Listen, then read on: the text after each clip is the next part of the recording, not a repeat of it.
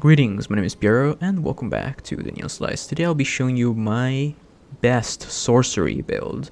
Now, there are better builds than this, for sure, but this is the one that I could come up with. The best one. This is my first playthrough, by the way. This is still my first playthrough character. It is level 82, and I've been playing for 68 hours on it.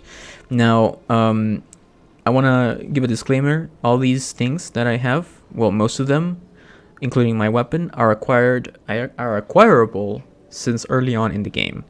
Now, of course, it becomes much more difficult if you do it. I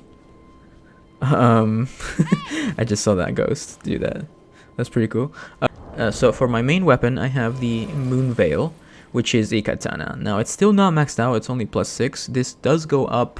I think it goes up to 10, maybe 15. I'm not entirely sure just yet. It is a special weapon, so it's not just like your regular +25 or +20 weapon like a twin blade or a straight sword. This is like a special thing that you can't imbue. It's just what it is forever. The katana, the Moonveil, is acquired by going to Gale Tunnel. It is a drop from the magma worm. Now, you can do this early on, but I suggest you have a +10 weapon before you try this. I know I said this early on, but trust me, +10 is still early on in the game. I recommend using the twin blade.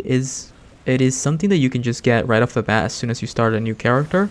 I have a locations guide on where to find the twin blade. It's pretty good. It scales really good with dexterity. Once it's high enough, it goes up to B. I'll make sure to include that link in the description and in the top right hand corner.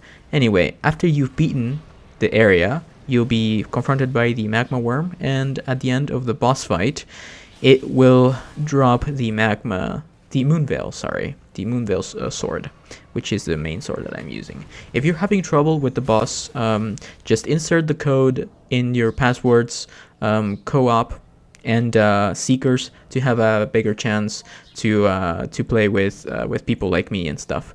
Or just shoot me a comment and perhaps I'll help you personally. But yeah, that's how you acquire the sword. The amazing thing about it is that it has a great scaling with dex and intelligence. But what matters to us is the intelligence stat, because we are mages. So we are going to be maxing out our intelligence stat.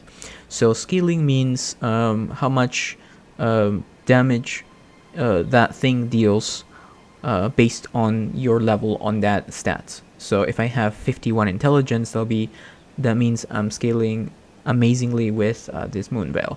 Now, it's only C scaling currently, but the more you progress with it, the more you upgrade it, the higher the scaling goes. I do believe at +7 it goes up to B, so that will multiply my damage tenfold. And yeah, so the greatest thing about it is that it has a unique skill called Transient Moonlight. But not only that, but it also has Blast Loss Buildup. So Blast Loss Buildup is an invisible bar that you fill up on enemies the more you hit them, and then eventually they lose blood. That means they lose a chunk of their health. So not only you're dealing tons of damage with magic, but you're also building up the blood loss on every enemy. There are very few enemies that don't get affected by blood loss.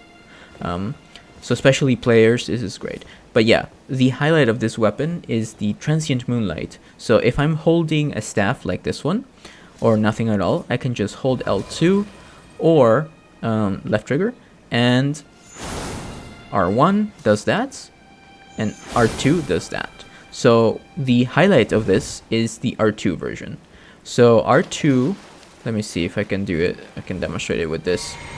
It actually staggers pretty much anything.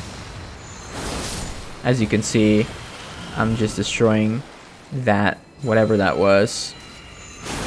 But yeah, it's great against bosses, so you can literally just one-shot. You can't, like, not one-shot, but you can kill bosses on your first try by just only using this, because once you get an enemy staggered, you can go up for the critical hit. So you'll hear a very distinctive sound like that goes boom, and then you run in and yeah, press R1 on whatever its weak spot is.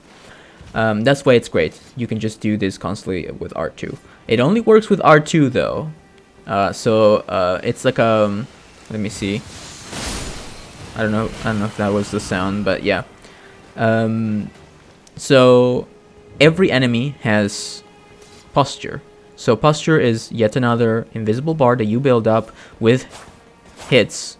So, and then eventually when that bar fully fills up, the enemy will be staggered and it will become open for a critical attack. With this R2 thing, it takes about 2 or 3 on most enemies to be staggered, depending on what enemy we're talking about. And that's for my sword. For my catalyst, which is what I'm going to be using for casting my magic, I'm using the Meteorite staff currently. There are better things, but this is the best early on staff that you can possibly get. You don't have to beat anything or anyone to gather it. It is located here. I will show you real quick. In Caelid, it is located right here, right there. It is on a corpse. I'll probably have a clip for you playing in the background. And the great thing about it is that it has an S scaling on intelligence. That is the highest scaling there is for anything. So yeah, acquiring this, and you only need 18 intelligence to wield it. So like early on, you can 100% use this and you'll deal tons of damage with whatever whatever spell you want. I have a shield. Shield doesn't matter, but I have what is it called? Thops barrier. This is cool, I guess. It's just very aesthetic because I like to parry people, and also this blocks spells. But you're not gonna be using that much. For my set, for my clothes, I'm using this, but you can use whatever you want. It doesn't really matter. But these clothes do scale with magic. It strengthens thorn sorceries, but I'm not using that. I'm just using it because it looks cool. For my talismans, I only currently have 4. Now this is an incomplete build because I'm still going. This game is so big that I still haven't finished it. But this is the core of this build. So I'm using the winged sword insignia, which raises attack upon successive attacks. So I slash people 3 or 4 times and I get a damage boost. As long as I continue attacking, I will have that damage boost. For my second talisman, I have the Radagon Scar Seal, which raises my attributes, but also increases my damage taken. That means I get +5 on Vigor, +5 on Strength, and +5 on Dexterity. If I'm not mistaken, right there, if you can see on the right-hand corner. Right there. See? Oh, it's 3. And then I have the Prosthesis Wear Heirloom, which raises my Dexterity. So I currently have 36 Dexterity, and this puts me up to 41. So that is +5 Dexterity. And for my last talisman, I'm using the Ancestral Spirit's Horn, which is a boss talisman. You only can acquire it by killing the Ancestral Spirit in the underground river. I'll include some more information in the comments down below on how to acquire it.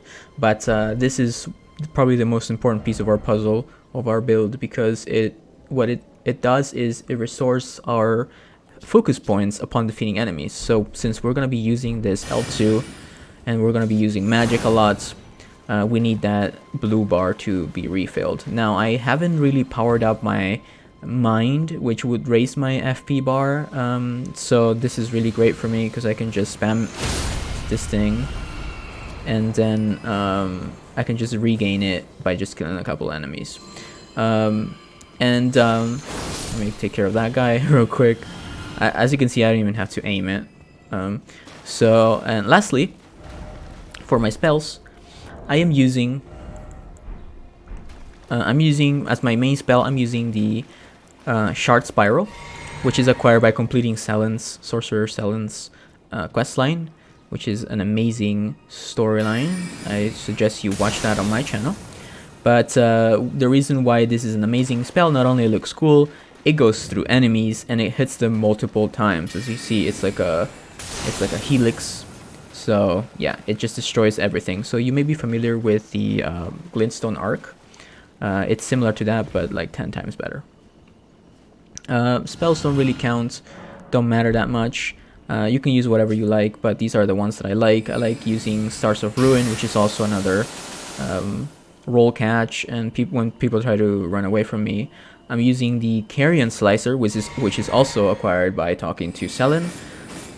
When I feel the need to be cheeky, I use this. It scales with intelligence, so you're dealing tons of damage with that.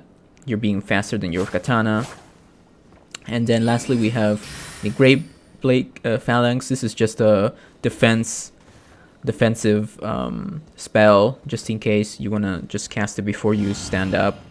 It doesn't go away like that. You can just refill your blue bar right there, and then whatever comes across, it destroys it.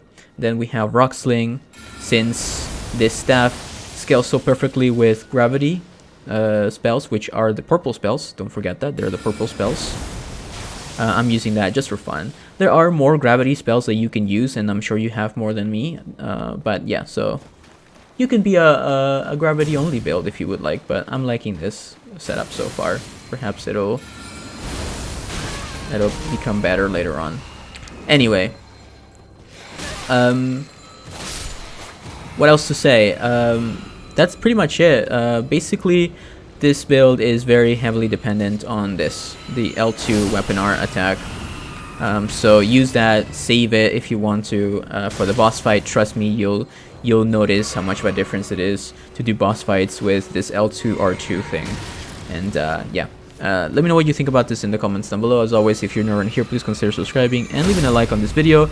I read all my comments, so if you want to tell me something in the comments down below and or ask for help, I will do my best.